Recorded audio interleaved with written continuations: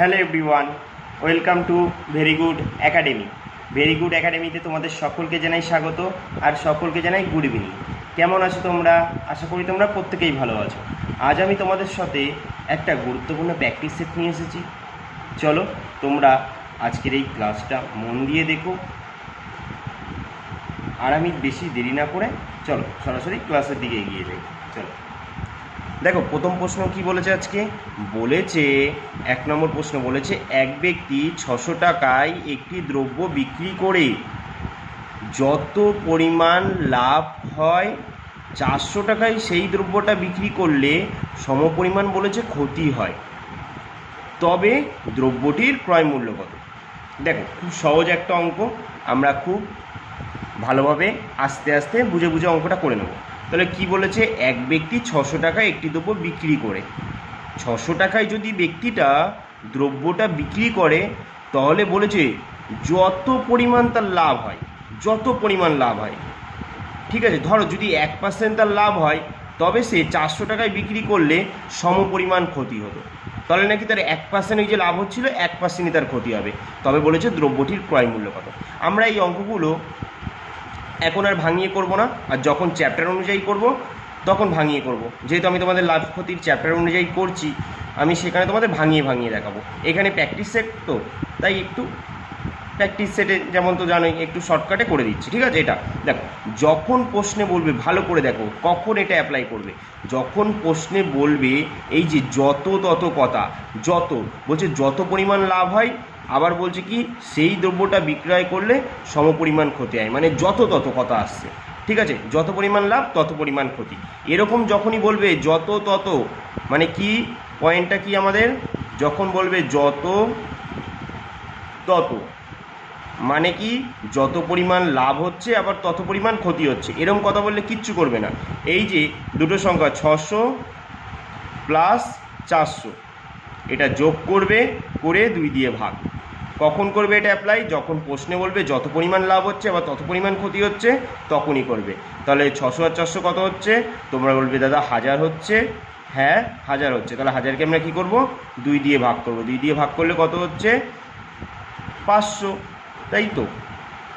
কারণ 5 দুগুণি 10 আর দুটো শূন্য, তাহলে আমাদের অ্যান্সার কত হয়ে গেল বলো? 500 টাকা। কত শর্টকাটে করলাম না? আমরা যখন চ্যাপ্টার অনুযায়ী করব তখন ভাঙিয়ে ভাঙিয়ে করব, কেমন? অপশান বি আমাদের অ্যান্সার হয়ে গেল। চলো তাহলে এগিয়ে যাই পরবর্তী অঙ্কের দিকে।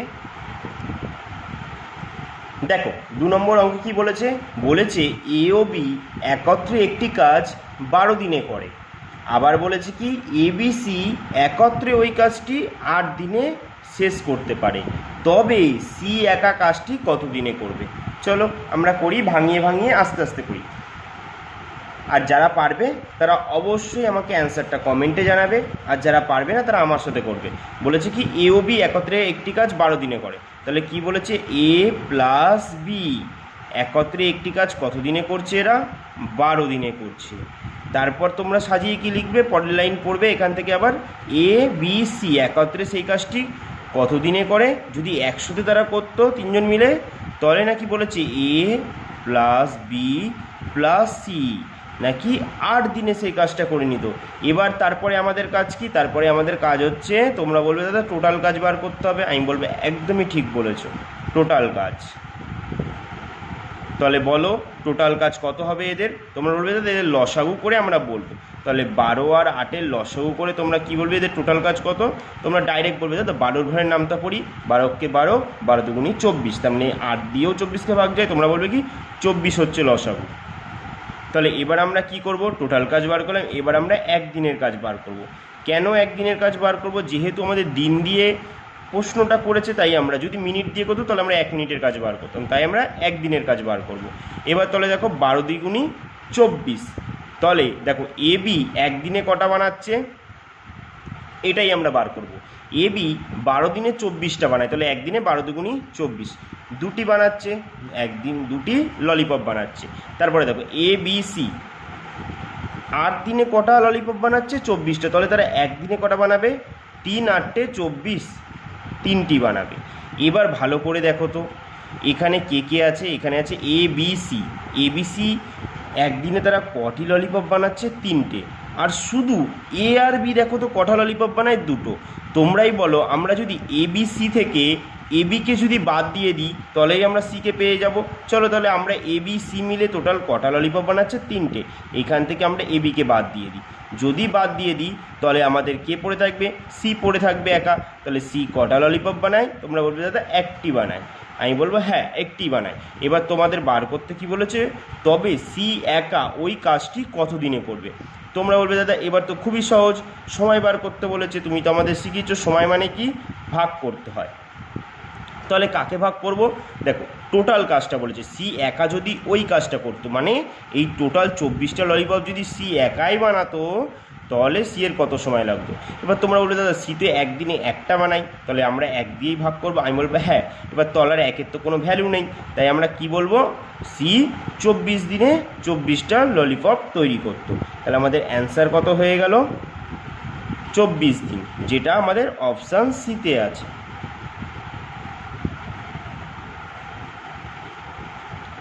আশা করি তোমরা বুঝেছো। চলো তাহলে এগিয়ে যাই পরবর্তী অঙ্কের দিকে। দেখো 3 নম্বর অঙ্কে কি বলেছে? বলেছে যদি একটি নল দ্বারা কোনো চৌবাচ্চার 1/3 অংশ খালি হয় বলে দিয়েছে কত মিনিটে? 3 মিনিটে। তবে 7/1/2 মিনিটে চৌবাচ্চাটির কত অংশ খালি হবে? দেখো খুব সহজ একটা অঙ্ক। তাহলে কি বলেছে? যদি একটি নল দ্বারা কোনো চৌবাচ্চার 1/3 অংশ খালি হয় কত মিনিটে? 3 মিনিটে। তাহলে কি হচ্ছে 3 মিনিটে? তাহলে দেখ 1/3 অংশ খালি হচ্ছে কত মিনিটে? 3 মিনিটে, তাই তো? চলো তাহলে এবার এটাকে আমরা তৈরাশিকে করে নেবো। চলো তৈরাশিকে এই অঙ্কটা করে নিই। 1/3 অংশ খালি করছে 3 মিনিটে। তাহলে আমরা বার করে নিই 7/1/2 অংশ কত মিনিটে? এই 7/1/2 মিনিটে কত অংশ চৌবাচ্চা খালি হবে সেটা আমরা বার করে নিই। 1/3 অংশ খালি করছে 3 মিনিটে, তাহলে 7/1/2 মিনিটে কত অংশ খালি করে? প্রথমে চলো এটা আমরা একটু ভাঙিয়ে নিই। 7/1/2 কীভাবে ভাঙাবো? তোমরা বলবে দাদা তলায় আগে গুণ করব, তারপরে ওপরে কি করব? যোগ করে দেবো। তাহলে 7 দুগুণী 14, একে 15, 15/2। তাহলে আমরা বার করে নিই 15/2 মিনিট কিন্তু, হ্যাঁ এটা। চলো তাহলে আমাদের বলেছে 1/3 অংশ খালি করে কত মিনিটে? 3 মিনিটে। তাহলে বলেছে 15/2 মিনিটে চৌবাচ্চাটি কত অংশ খালি করবে? আমরা চলো তৈরাশিক করে দিই, তাই তো? 1/3 অংশ খালি করছে 3 মিনিটে, তাহলে 15/2 মিনিটে কত অংশ খালি করে? চলো আমরা কোয়েশ্চেন মার্কে তৈরাশি কেমন করে আমরা শিখেছি যে প্রশ্নবোধক চিহ্নের ওপরে যেই সংখ্যাটা থাকে সেটা বসে যাবে 1/3, এবার গুণ দেবো, তলায় যেই সংখ্যাটা থাকে সেটা ওপরে চলে যায়, তার মানে 15/2, আর ওপরের যেই সংখ্যাটা থাকে সেটা নিচে চলে আসে, এটা এখানে চলে আসবে 3,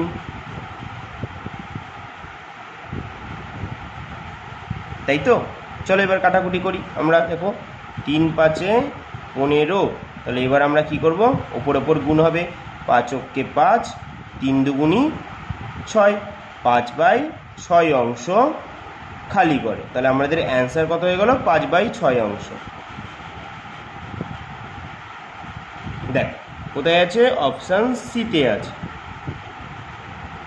চলো তাহলে এগিয়ে যাই পরবর্তী অঙ্কের দিকে। দেখো 4 নম্বর অঙ্কে কি বলেছে? 21 টাকা কিলোগ্রাম দরে কপির সঙ্গে 28 টাকা কিলোগ্রাম দরের কপি কি অনুপাতে মিশ্রিত করলে মিশ্র কপির দাম 25 টাকা হবে? দেখো চলো আমরা একটা মিশ্রণের অঙ্ক, আমরা খুব সহজ অঙ্ক, এটা একটা খুব বাচ্চাদের অঙ্ক, মানে একদম বেসিক অঙ্ক দিয়ে দিয়েছে, ঠিক আছে? আর অবশ্যই কিন্তু এগুলো প্রিভিয়াস ইয়ারের আসা প্রশ্ন, কিন্তু আমি কিন্তু প্রিভিয়াস ইয়ারে আসা প্রশ্ন তুলে নিয়ে এসেছি। ডব্লিউবিপি, কেপি, তারপর তোমার আরও অনেক পরীক্ষা আছে, এসএসসি জিডি, এইসব পরীক্ষার আসা প্রশ্ন। এমটিএস তোমরা ভাববে এত সহজ আসে? হ্যাঁ মাঝে মাঝে এত সহজও আসে। তাই সহজ জিনিসকে সহজভাবেই শিখে নাও, আর পরীক্ষায়ও সহজভাবে করে আসবে। কারণ একটা জিনিস মনে রাখবে, পরীক্ষায় এই সহজ অঙ্কগুলোই কিন্তু তোমাদের জ্বালাতন করে, আর সবথেকে ভুল তোমরা এইগুলোতেই করে আসো। তাই মিস্টেক একদম করলে চলবে না। সহজ হয়েছে তো কী হয়েছে, আর একবার করো, যতবার করবে ততবারই তোমাদেরই ভালো হবে। চলো তাহলে আমরা এটা করে নিই। বলেছে 21 টাকা কিলোগ্রাম দরের কপির সঙ্গে, তার মানে প্রথম প্রকার একটা কপি আছে, তার দাম কত, 21 টাকা করে। ঠিক আছে, 21 টাকা করে, এটা প্রথম প্রকার একটা কপি। বলেছে কি এই 21 টাকা করে কিলোগ্রাম দরের কপির সঙ্গে বলছে 28 টাকা কিলোগ্রাম দরের কপি, মানে 21 টাকায় কিলোগ্রাম দরের একটা কপি আছে, এর সঙ্গে কী করবে, 28 টাকা কিলোগ্রাম দরের একটা কপি মিশ্রিত করবে। এবার তো মিশ্রিত করা হয়ে গেল, তো এবার বলছে যে কপি, এই যে 28 টাকা কিলোগ্রাম দরের কপি, মানে এই দুটো কপি মিশিয়ে মানে কি অনুপাতে, এটাই আমাদের বার করতে বলেছে, যে কি অনুপাতে এই যে 21 টাকা কিলোগ্রামের একটা কপি আছে আর একটা 28 টাকা কিলোগ্রামের কপি আছে, এই কপি দুটো থেকে মানে মানে এখান থেকে কত কেজি নিয়েছে, ধরো এখান থেকে কত কেজি নিয়েছে, এই দুটো নিয়ে কি করেছে, মোট একটা কপি, দুখানা কপি মিলিয়ে একটা কপি তৈরি করেছে, আর তার দাম রেখেছে কত, 25 টাকা। তাহলে এটা আমরা কোথায় বসাবো, মাঝখানে, কারণ এই দুখানা কপি মিলিয়ে এই কপিটা তৈরি করে আর দাম রাখে 25 টাকা। চলো এবার আমরা কি করব, আমরা এলিগেশন জানি মানে কি, কোনাকুনি মাইনাস করব। কোনাকুনি দেখো 28 থেকে 25 বাদ দিলে কত থাকে, তোমরা বলবে 3 থাকে, আর এখানে দেখো 25 থেকে যদি 21 বাদ দিয়ে দিই তোমরা বলবে 4 থাকবে। তাহলে দেখো আমরা অ্যান্সার তো বার করেই ফেলেছি। দেখো আমাদের তো এটাই বার করতে বলেছে যে কি অনুপাতে মিশ্রিত করলে, তার মানে প্রথম প্রকার কপিটা 3 ভাগ মিশ্রিত করেছে আর দ্বিতীয় প্রকার কপিটা 4 ভাগ মিশ্রিত করেছে, তারপর এই 4 আর 3 7 ভাগ মিশ্রিত করে দাম কত রেখেছিল, 25 টাকা কিলোগ্রাম দরে। তাহলে আমরা অনুপাত কত পেয়ে গেলাম, 3:4। একদম বাচ্চাদের অঙ্ক, একটা বাচ্চাদের অঙ্ক, আর পরীক্ষায় এই অঙ্কটা এসেছে, তাই তোমরা ভাববে না যে এমন অঙ্ক পরীক্ষায় আসবে না। আর সামনে গ্রুপ সি গ্রুপ ডি আছে, সেখানে তো এই অঙ্কই পাবে, তাই কেউ নিজেকে বেশি বড় ভাববে না। বড় তখনই ভাববে যখন তোমার লক্ষ্যে তুমি পৌঁছে যাবে, তখনই তুমি ভাববে তুমি বড়। চলো তাহলে এগিয়ে যাই পরবর্তী অঙ্কের দিকে। দেখো 5 নম্বর অঙ্কে কি বলেছে, একটি ট্রেন বনগাঁ থেকে শিয়ালদা যায়।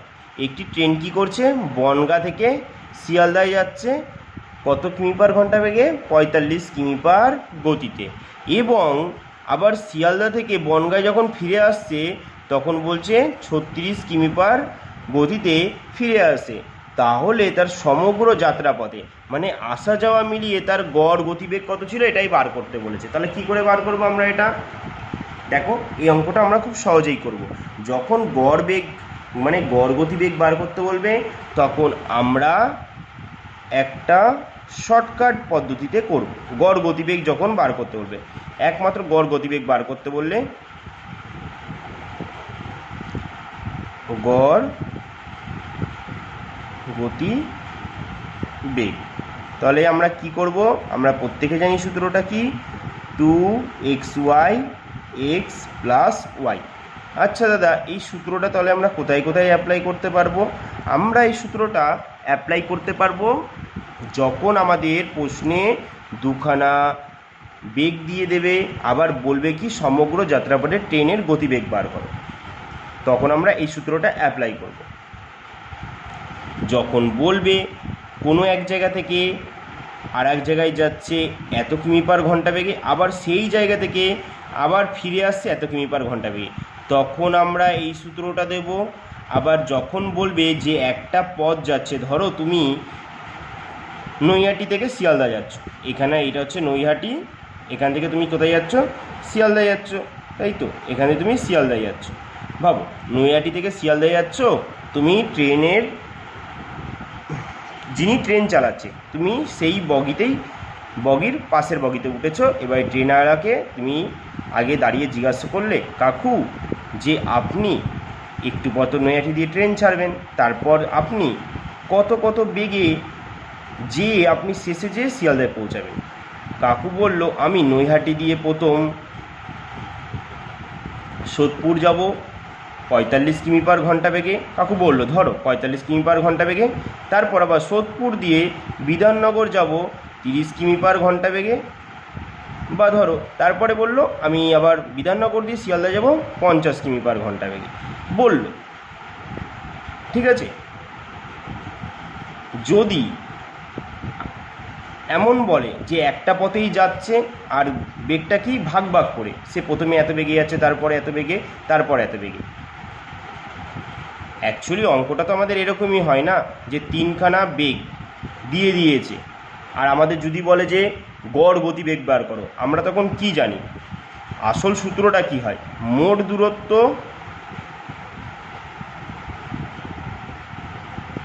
বাই মোট সময়, এটা হচ্ছে আমাদের আসল সূত্র।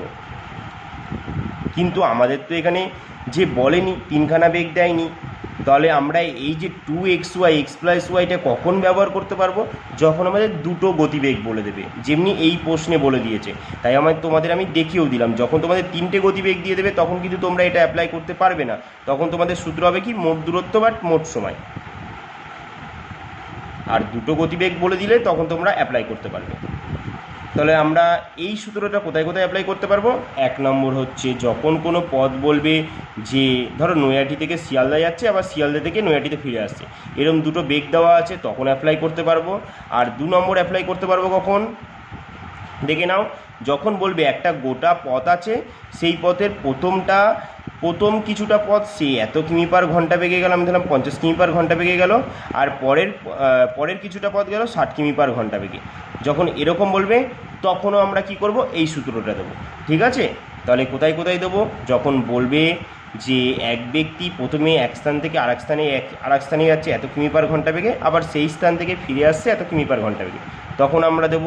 যখন বলবে যে একটা ব্যক্তি গোটা একটা পথ যাচ্ছে, তার মধ্যে কিছুটা পথ যাচ্ছে এত কিমি পার ঘন্টা বেগে, তারপরে কিছুটা পথ যাচ্ছে এত কিমি পার ঘন্টা বেগে, তখন আমরা দেবো। আর যদি বলে একটা গোটা পথের প্রথমটা যাচ্ছে এত কিমি পার ঘন্টা বেগে, তারপরের কিছুটা পথ যাচ্ছে এত কিমি পার ঘন্টা বেগে, তারপরের কিছুটা যা পথ যাচ্ছে এত কিমি পার ঘন্টা বেগে, তিনটে বেগ দেওয়া আছে, তখন আমরা কি করব? মোট দূরত্ব বাই মোট সময়। বুঝেছো? চলো তাহলে আমাদের এখানে কি বার করতে দিয়েছে? গড় গতিবেগ। তাহলে আমরা কি করব? 2xy 2x, এক্সের জায়গায় যে কোনো একটা বেগ বসিয়ে দাও, আমি 45 বসালাম, তোমরা চাইলে এক্সের জায়গায় 36ও বসাতে পারো, যেটা খুশি বসাতে পারো। ঠিক আছে, তারপরে দেখো ওয়াই জায়গায় বসালাম 36, এবার তলায় কি লিখবো? X plus y. তাহলে এক্স কত আমাদের ধরেছিলাম? এক্স হচ্ছে এক্স কত লিখলাম আমি? এক্স যে কোনো লিখতে পারো, আমি এক্স হচ্ছে 45 প্লাস 36। চলো এই জায়গাটায় করি তলায়। তাহলে কত হচ্ছে? 2 গুণ 45 ইন্টু 36। তাহলে এবার দেখো 45 আর 36 যোগ করলে কত হচ্ছে? 6 আর 5 11, 81। 45 আর 36 কত? 81 হচ্ছে। এবার আমরা কাটাকুটি করি, চলো। 9 দিয়ে কাটলে হচ্ছে 9 নং 81, 9 দিয়ে কাটলে 4 নং 36, আবার 9 দিয়ে কাটি 5 নং 45। চলো এবার আমরা কি করব? গুণ করে দেবো। 4 5 20, 20 দুগুণি 40। তাহলে আমাদের অ্যান্সার কত হয়ে গেল? 40 কিমি পার ঘন্টা। এটা কি ছিল? ট্রেনটার গড় গতিবেগ। বুঝেছো? তাহলে আমি কিন্তু বলে দিয়েছি কোথায় কোথায় অ্যাপ্লাই করতে পারবো। যদি তিনটে বেগ দেওয়া থাকে তখন 2xy x plus Y apply করতে পারবো না, আমরা শুধু এটা দুটো ক্ষেত্রে পারবো। একটা হচ্ছে একটা ব্যক্তি এক স্থান থেকে অন্য স্থানে যাচ্ছে একটি বেগে, আবার সেই স্থান থেকে ফিরে আসছে অন্য একটি বেগে, তখন আমরা বার করতে পারবো। আর যখন বলে দেবে একটি গোটা পথ যাচ্ছে একটি ব্যক্তি, তার কিছুটা পথ যাচ্ছে এত কিমি পার ঘন্টা বেগে, আর তারপরের কিছুটা পথ যাচ্ছে এত কিমি পার ঘন্টা বেগে, তখনও আমরা এই সূত্রটাই অ্যাপ্লাই করতে পারবো। কেমন? তাহলে এই ছিল আজকে কিছু অঙ্ক, গুরুত্বপূর্ণ, আর অবশ্যই এগুলো কিন্তু প্রিভিয়াস ইয়ারের প্রশ্ন। ঠিক আছে, তাই কেউ অবহেলা করবে না। অবহেলা করেছো ফেসেছো, অবহেলা করবে না। আর যদি তোমাদের কোনো টপিকের কোনো ক্লাস চাই অবশ্যই আমাকে বলবে, আমি সেই টপিক অনুযায়ী তোমাদের ক্লাস দেবো। আর যদি ক্লাসটা অবশ্যই ভালো লেগে থাকে একটা কমেন্ট অবশ্যই করো। লাইক করতে হবে না, সাবস্ক্রাইব করতে হবে না, কিচ্ছু করতে হবে না, একটা কমেন্ট করো। তাহলে এইখানেই আজকে আমাদের ক্লাসটি শেষ করছি। আবার দেখা হবে তোমাদের সঙ্গে নতুন একটা ক্লাসে। ততক্ষণের জন্য টাটা।